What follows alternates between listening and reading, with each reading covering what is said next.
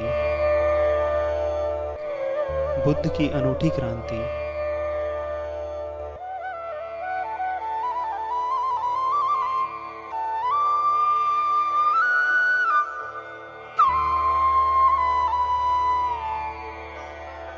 भगवान बुद्ध की गाथाओं पर सद्गुरु ओशो के अमृत प्रवचन। एस धम्मो सनातनो। प्रवचन नंबर 73, भाग 2। न तो प्रेम न ही अप्रेम।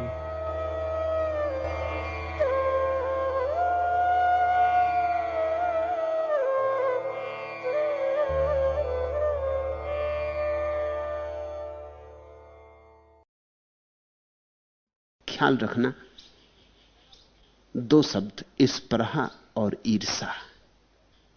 ईर्षा सांसारिक स्पृहा है और स्पृहा सांसारिक से पार, वो जो परमात्मा है, परमार्थ है, अध्यात्म है, उसमें दूसरों को मिल रहा है, मुझे नहीं मिल रहा। कम से कम इस बात की चोट तो होने दो। दूसरे जग रहे हैं, मैं अभी तक सोया हूं। कम से कम इस बात की पीड़ा तो चुभने दो, कांटा तो लगने दो। यहां इतने सन्यासियों के बीच भी तुम अपने घर में ही बने हुए हो, तुम वहां से आई ही नहीं। ये मां बाप और बेटा, बस ये तुम तीनों ने अपना एक अड्डा बना लिया है। थोड़ा जाग कर देखो। चलो संयोग वसात ही ये मौका मिल गया है। न बेटे को सन्यास में रस था, न तुम्हें सन्यास में रस है। संयोग वसात तुम यहां आ गए हो, लेकिन फिर भी लाभ तो ले सकते हो। संयोग वसात ही कोई बगीचे में आ जाए तो भी फूलों के सौंदर्य का आनंद तो ले ही सकता है। शायद दोबारा फिर आकांक्षा करके आए, अभीप्सा करके आए। ऐसा घटता है। यहां किसी का बेटा संन्यास्त हो गया है, अभी हुआ। एक युवती जर्मनी से आई, संन्यास्त हो गई। उसके घर के लोग परेशान थे। एक तो सन्यास उनकी समझ में ही ना आए कि बात क्या है। पश्चिम में यह शब्द तो बहुत उलझन भरा है। ये हुआ क्या? बाप भागा हुआ आया। 4 दिन यहां अपनी बेटी को समझाता बुझाता रहा, लेकिन बेटी जाने को राजी न हुई। तो फिर वो बेटी को लेकर मेरे पास आया। सोचा शायद मैं समझा दूंगा। 2-4 दिन उसने मेरी बातें भी सुनी। फिर सांझ के दर्शन में आया तो दूसरा जो मैं बातें कर रहा था वो उसने सुना। फिर तो ये बात उससे पूछने जैसी ही न लगी। ये बात ही उसे न जची क्या वो पूछे कि इस लड़की को वापस ले जाना है।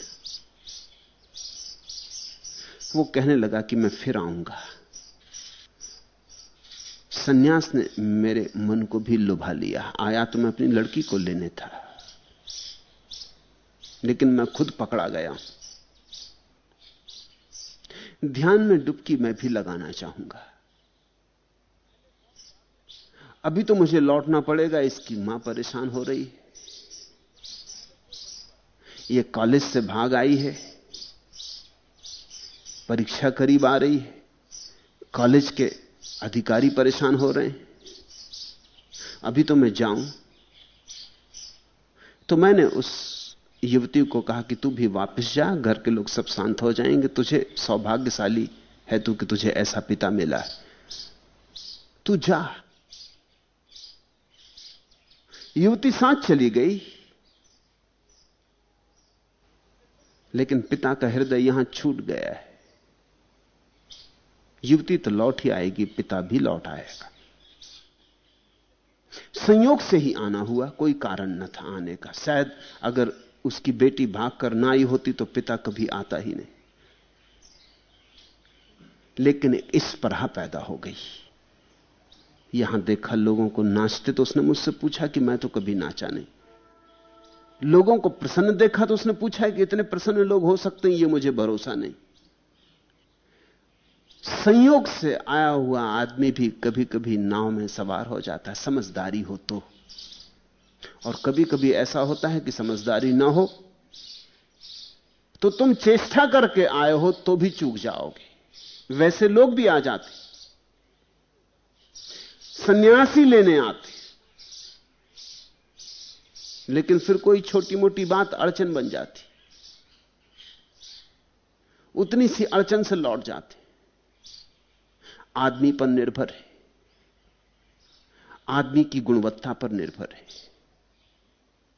शुभ होना तो शुभ है ही, कम से कम शुभ की स्पृहा तो करो। अगर आज शुभ नहीं हो सकते तो इतना तो सोचो, इतना सपना तो संजो, इतना सपना तो देखो कि कभी शुभ हो सकूं।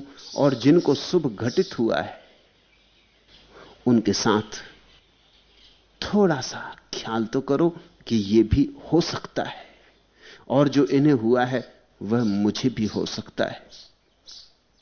मां पिए ही समागच्छी अप्पिए ही कुदाचनम, पियानम अदसनम दुखम अप्पियांच दंसनम।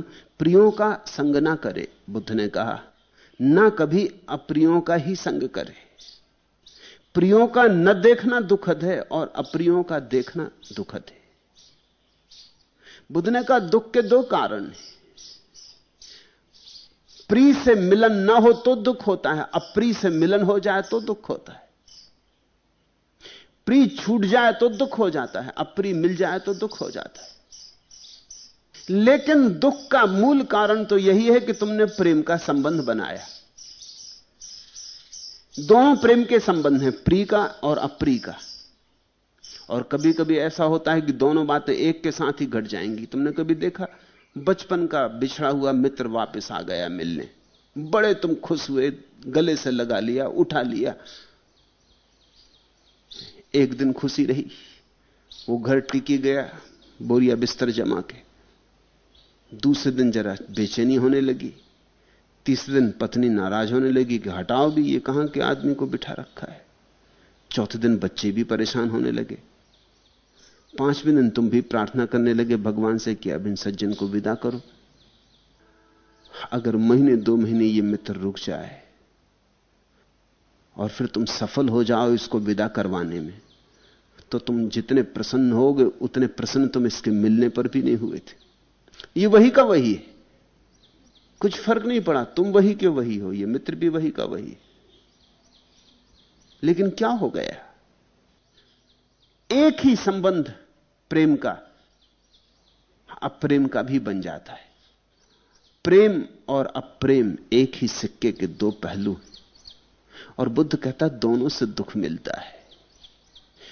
प्रिय बिछड़े तो दुख होता है, और बिछड़ना तो होगा ही, क्योंकि यहां मौत सबको अलग कर देगी। जन्म के पहले हम सब अलग थे, जन्म ने इकट्ठा कर दिया, मौत अलग कर देगी।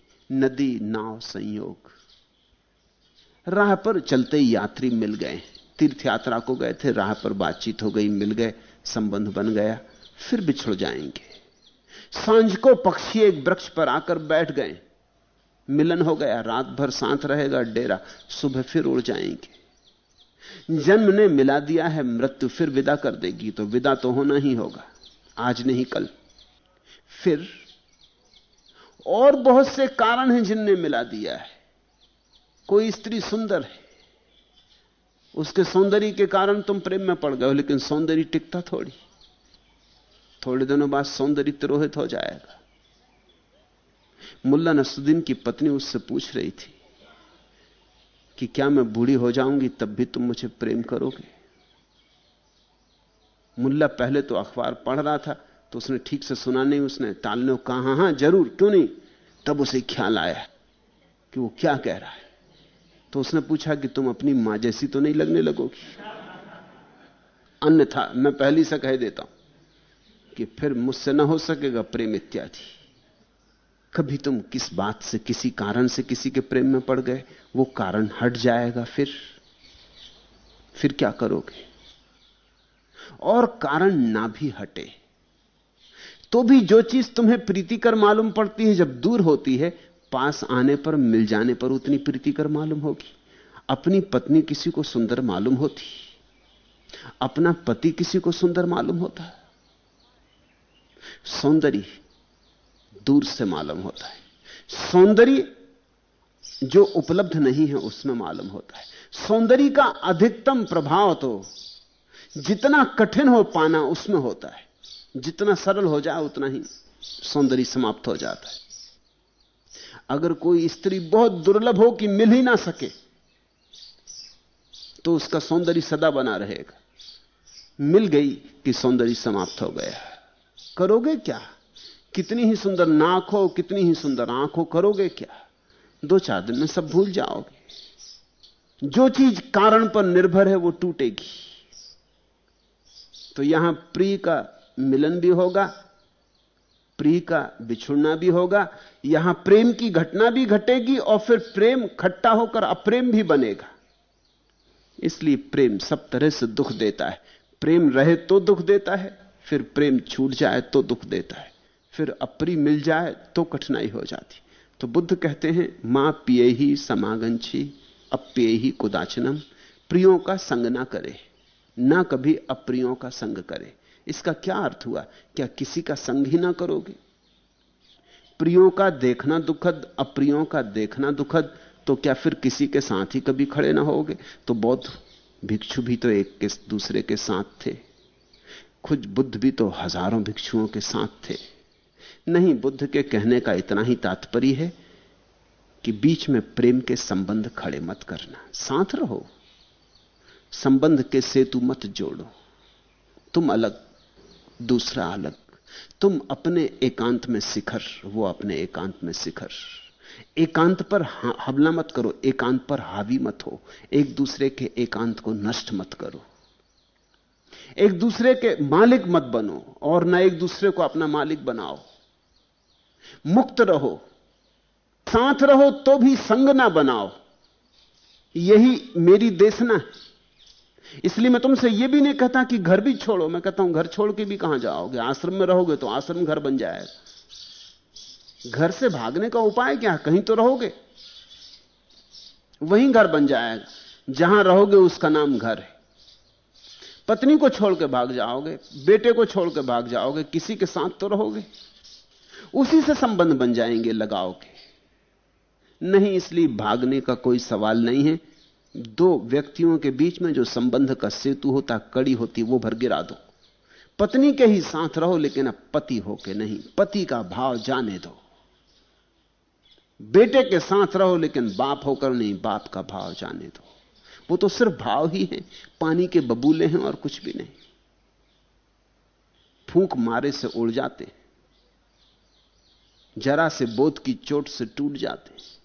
इंद्रधनुषों जैसे हैं, दिखाई पड़ते हैं बहुत रंगीन, पास जाओ तो हाथ में कुछ भी नहीं आता। इन बबूलों को गिर जाने दो। रहो साथ, मगर संग ना बनाओ। साथ रहो, और अगर संग ना बने तो न फिर दुख होता है प्रिय के मिलन से, बिछड़न से, न अप्रिय के मिलन से, न अप्रिय के बिछड़न से। फिर तुम सभी स्थितियों को स्वीकार करने में कुशल हो जाते हो। प्रिय आए तो ठीक, अप्रिय आए तो ठीक, तुम हर हालत में राजी होते हो। तुम्हारी कोई आकांक्षा नहीं होती कि ऐसा ही हो तभी मैं सुखी होऊंगा। और जब तुम्हारी ऐसी कोई शर्त नहीं होती, तब तुम्हारे सुख का क्या कहना। तब तुम्हारा सुख महासुख हो जाता है। तब सभी कारणों के पार, सभी शर्तों के पार तुम सुखी होते हो। सुख तुम्हारा स्वभाव हो जाता है। स्वामी रामतीर्थ सदा कहा करते थे, यूनान के बहुत बड़े वैज्ञानिक आर्किमिडीज ने कहा था कि यदि मुझे कोई स्थिर आधार, खड़े होने को स्थल मिल जाए तो मैं दुनिया को हिला सकता हूं। आर्किमिडीज कहता था कि अगर मुझे कुछ ऐसा एक छोटा सा बिंदु भी मिल जाए जो स्थिर है, स्थिर बिंदु जो हिलता नहीं, तो मैं उस पर खड़े होकर सारी दुनिया को हिला सकता हूं। किंतु वो बेचारा ऐसा स्थिर बिंदु ना पा सका, क्योंकि संसार में ऐसा कोई स्थिर बिंदु है ही नहीं। स्थिर बिंदु तुम्हारे भीतर है, बाहर नहीं। वह है तुम्हारी आत्मा। उसे पकड़ो और सारा संसार तुम चलाने लगोगे। अभी तो संसार तुम्हें चलाता है, अभी तो तुम परिस्थितियों के दास हो। अभी तो जरा सी बात बाहर घटती है और तुम कब जाते हो। अभी तो कोई भी चीज तुम्हें सुखी और दुखी कर जाती है, अभी तुम अपने मालिक नहीं हो। तो स्वामी रामतीर्थ कहते थे, और ठीक कहते थे, कि अगर तुम बाहर कोई ऐसा स्थिर बिंदु खोजने चले हो तो कहीं भी ना मिलेगा। ऐसी खोज का नाम ही संसार है। बाहर कोई स्थिर बिंदु मिल जाए जिसमें सुरक्षा हो, जहां मैं विश्राम कर सकूं। नहीं, ऐसा कोई स्थिर बिंदु है ही नहीं बाहर। लेकिन भीतर एक स्थिर बिंदु है जहां तुम परम विश्राम को उपलब्ध हो सकते हो, और जहां पहुंचे गए व्यक्ति को कोई कभी डिगा नहीं सकता। और जहां पहुंचा हुआ व्यक्ति चाहे तो उसके इशारे से सारी दुनिया कपती। वास्तव में कर्ता भी तुम ही हो और कर्म भी तुम ही। तुम ही आत्मा हो और तुम ही नाम मात्र अनात्मा हो। तुम ही सुंदर गुलाब हो और प्रेमी बुलबुल भी तुम ही हो। तुम फूल हो और भौरा भी तुम। हर एक चीज तुम हो।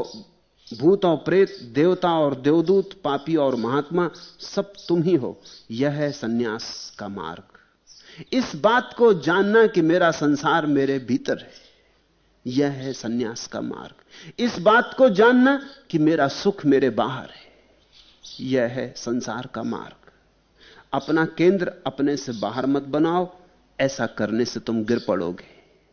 अपना पूर्ण विश्वास अपने में जगाओ, अपने केंद्र में बने रहो, फिर तुम्हें कोई भी चीज हिला ना सकेगी। जब बुद्ध कह रहे हैं कि संग साथ में बहुत अपने को न डुबाए, इतना ही कह रहे हैं कि अपने केंद्र तुम स्वयं बनो।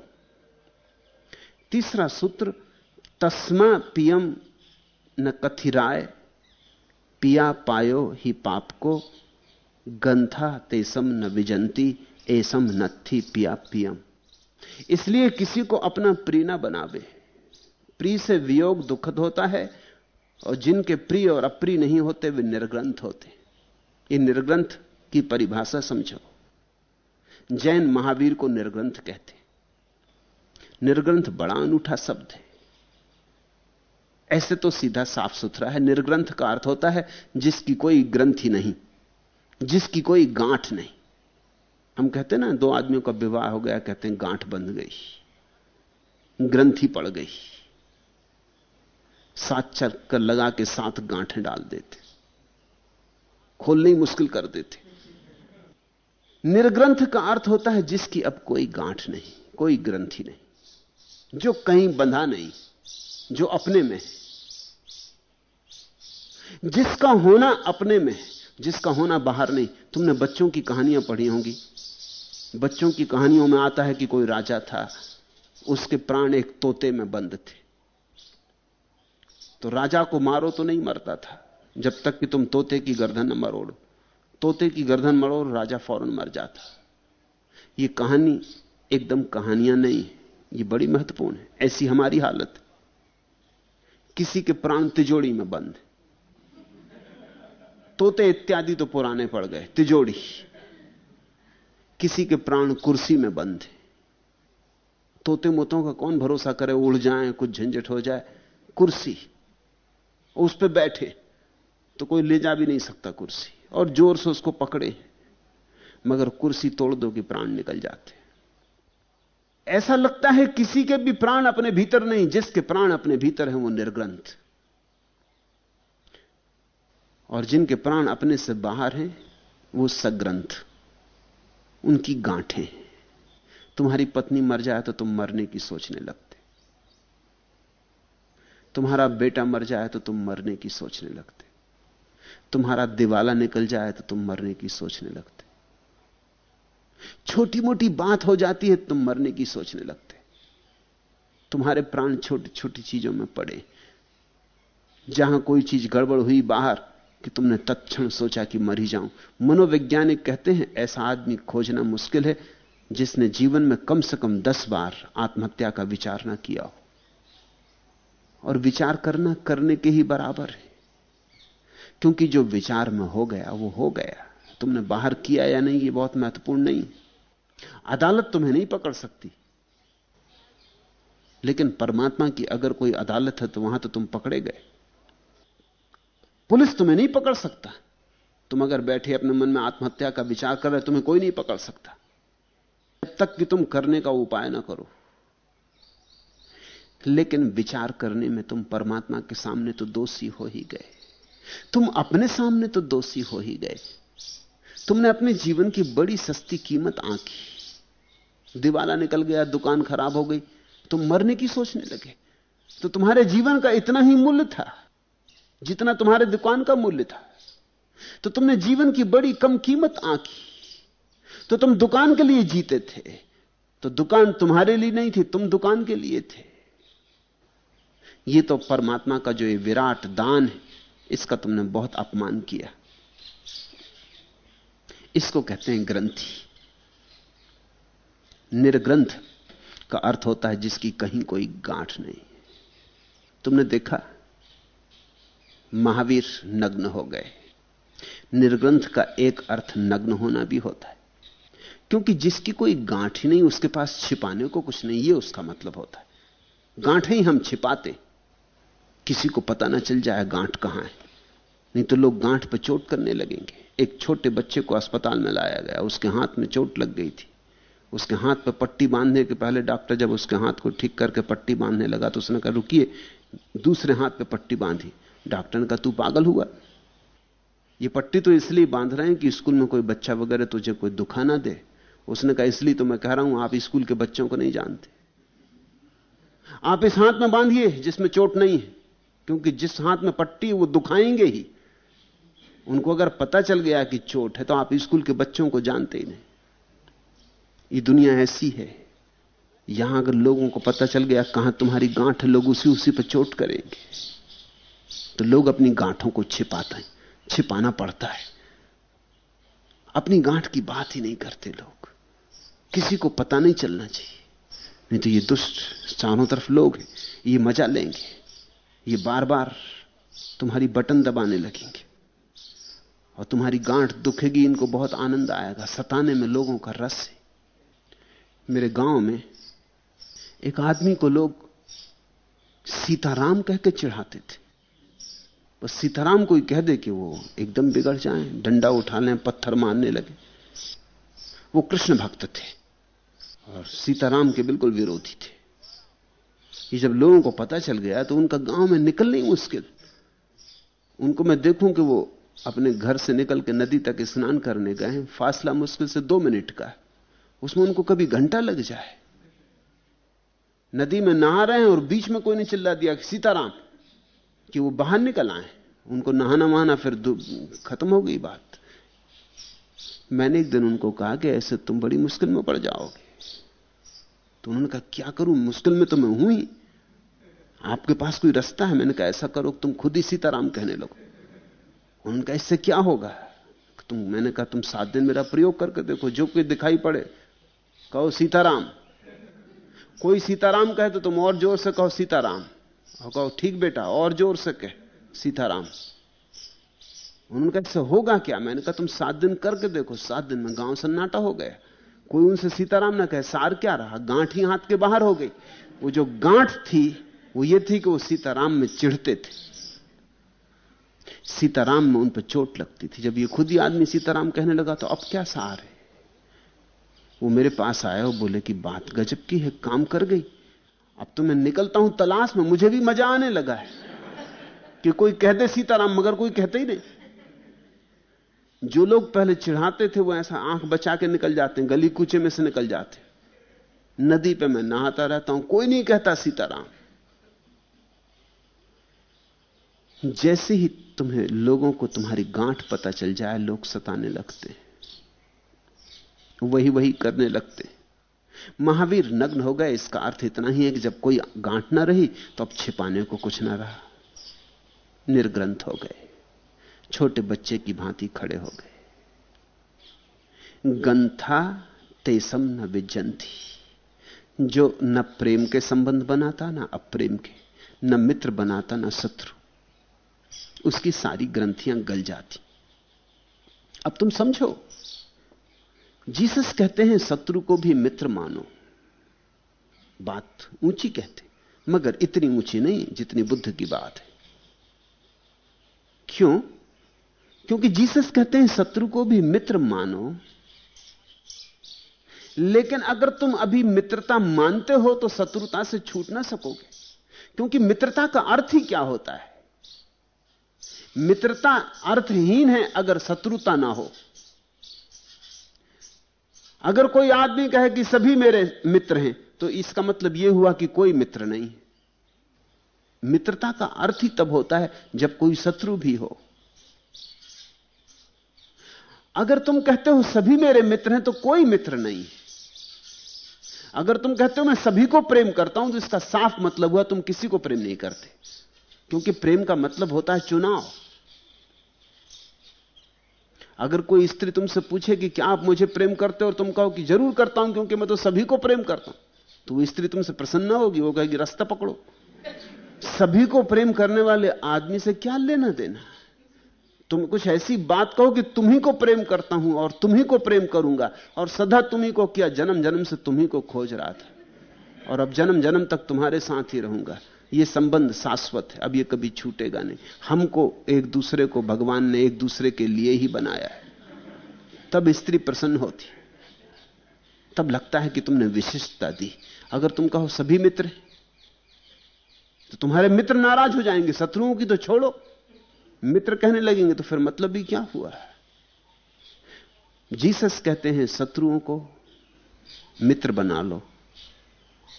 बुद्ध कहते हैं शत्रु और मित्र दोनों साथ साथ हैं। जब तक तुम शत्रु मानते हो तभी तक मित्र हैं, जब तक तुम मित्र मानते हो तब तक शत्रु भी रहेंगे। दोनों को जाने दो। यह संबंध ही विदा करो। यह संबंध ही ठीक नहीं। इस संबंध से गांठें बनती हैं, गांठें दुख देती हैं। ये गांठें और गांठों के ऊपर गांठें हमारे दुख की व्याकरण। क्या पढ़ें दर्द की व्याकरण, जिंदगी है कटा अवतरण। रूप का, आयु का, सांस का आज होता ना एकीकरण। मोह किससे कहां तक चले, बंध न पाते नयन से चरण। सत्य की बात कैसे कहें, आवरण ही यहां आवरण। जो भटकते रहे उम्र भर, आंकते हैं वही आचरण। रेत है, संग है, आदमी धुंध के बीच खोई किरण। क्या पढ़ें दर्द की व्याकरण, जिंदगी है कटा अवतरण। यहां अगर तुम जिंदगी को गौर से देखो तो तुम दर्द का व्याकरण समझ जाओगे कि क्या है। गांठें बनाना, और हम गांठें बनाने में बड़े कुशल हैं। हम बड़ी जल्दी गांठें बनाते हैं। हमारी एक ही कुशलता है कि हम गांठें निर्मित कर लेते हैं, जल्दी से निर्मित कर लेते हैं, और फिर तकलीफ पाते हैं, फिर पीड़ा पाते हैं। ऐसे धीरे धीरे हमारे पूरे प्राण गांठों से भर जाते हैं। जगह जगह पीड़ा होने लगती, जगह जगह दर्द होने लगता है। धर्म का अर्थ है धीरे धीरे गांठों का विसर्जन, और एक ऐसी निर्ग्रंथ दशा जहां तुम हो अपने में मस्त, जहां तुम हो अपने में पर्याप्त, जहां अगर सारी दुनिया इसी क्षण विदा हो जाए तो भी तुम्हारी मस्ती में कण भर अंतर ना पड़ेगा। तुम्हारी मस्ती ऐसी के ऐसी रहेगी। तो तुम्हारी मस्ती लोगों से मुक्त हो गई, तो तुम्हारी मस्ती तुम्हारी अपनी है, तुम्हारी संपदा है। अब इसे कोई छीन नहीं सकता है। जो छीना जा सके उसे संपदा मानना ही मत, वो विपदा है। जो छीनी ना जा सके वही संपत्ति है, से सब विपत्ति है।